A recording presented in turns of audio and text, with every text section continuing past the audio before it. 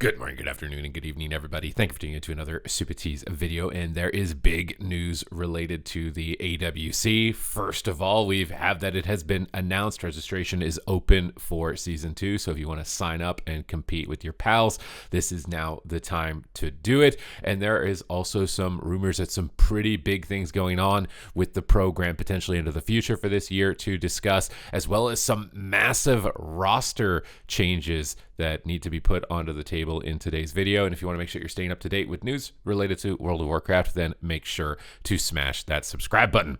So beginning April 4th, the Arena World Championship and Mythic Dungeon International will be back for Season 2, and the Undermined content update is here. The Arena World Championship, AWC, or the Mythic Dungeon International, MDI, return in Season 2. The quest for Arena Immortality resumes with the first tournament to kick off on April 4th.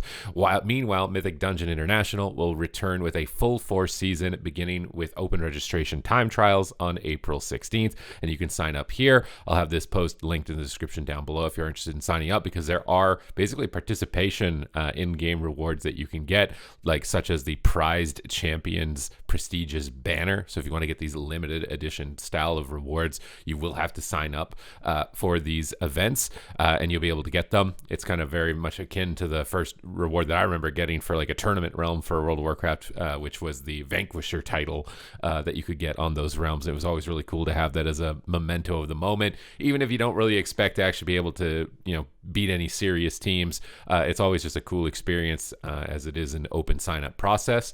For the Undermine, we are moving to 3 qualification cups in Season 2, and that is down from 4. That will lead into the AWC Gauntlet and Grand Finals with a $200,000 prize pool, and the prize pool is lower for this season, but I think it is likely because of this second sentence. We are making these changes with new exciting programming we are planning to introduce with an eye on bringing cross-region competition back for PvP later in the year.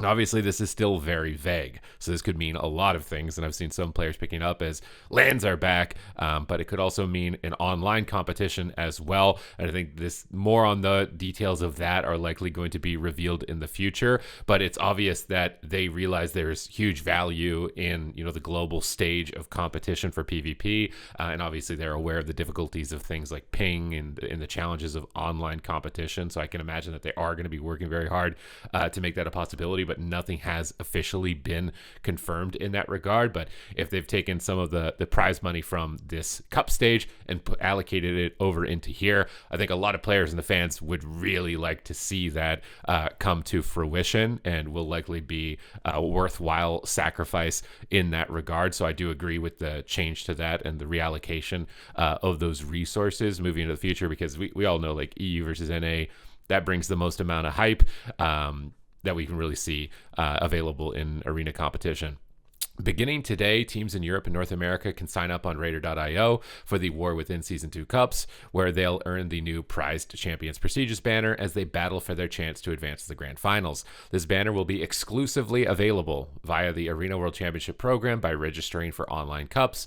There will be 3 cups per region with a points and prize pool of $20,000 per cup. Following the cups and the gauntlet, the remaining 4 teams in each region will face off in the Season 2 Grand Finals for their share of the combined $200,000 prize pool. A very standard format. Nothing, huge revolutionary as far as this change. Definitely the biggest update is that they are aware of the cross-region benefits and how much the fans can kind of rally behind that and how much the competition is leveled up as a result of that. So I'm imagining that that's going to be where most of their efforts are going into.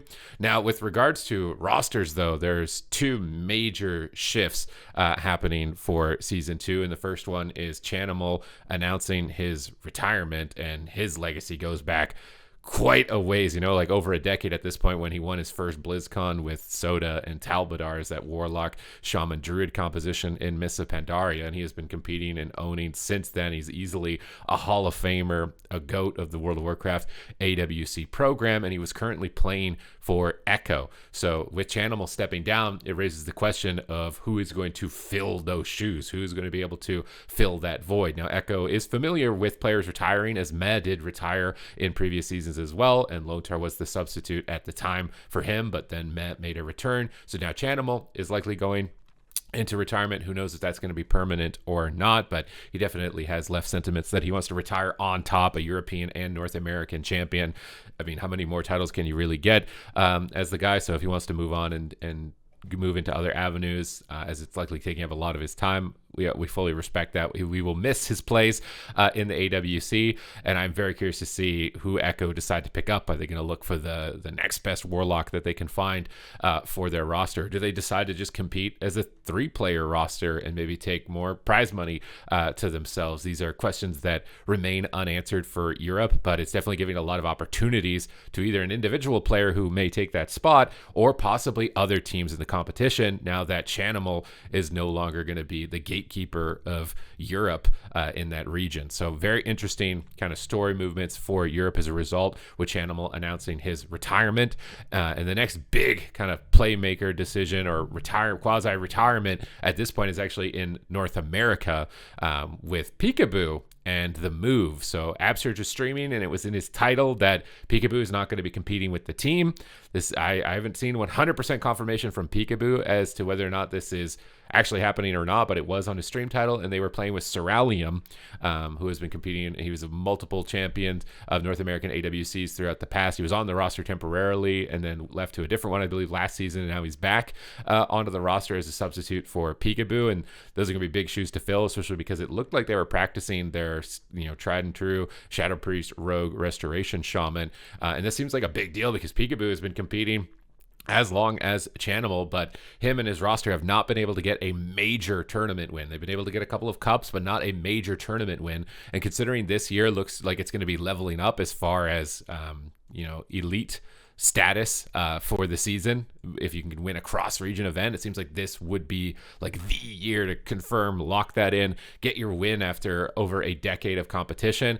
But it seems with his transition to Classic and his success obviously on his stream, I think hitting over 35,000 plus subscribers now and probably making hundreds of thousands of dollars a month or something, it's not surprising that he wants to prioritize. I wouldn't find it surprising that he would want to prioritize his stream and his community, as obviously high-level practice like this can be very isolating to your streams community because you're focused 100% on the games, on your team, and advancing and progressing, which is probably going to be a detriment overall to the revenue of his stream and the growth of his community. So it seems like he's either transitioning out, or this is a really insane kind of power move or distraction play from the move in this regard, but I can't feel like they would be trolling with this, and it's been something that's been debated on the table, I think, amidst the World of Warcraft community for some time now. So the only official confirmation that I've been able to find with regards to that was Absurge's stream title, and then rumors that continually pass through the chat rooms of multiple streams,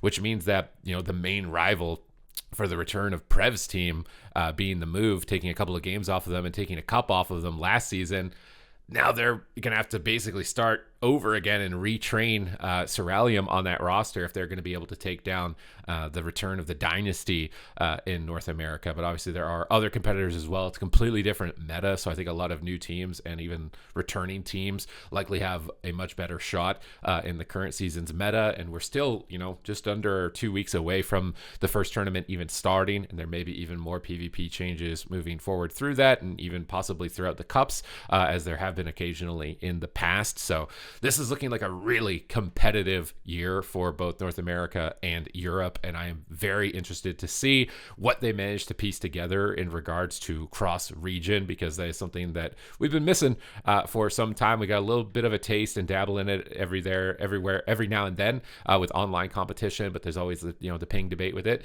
But if they can actually lock in for a LAN event for it, I think that would be remarkable for a capstone event for the AWC. So what are your guys' thoughts on this and the discussion? Let me know in the comments down below. What's your favorite team? What teams are you rooting for moving forward?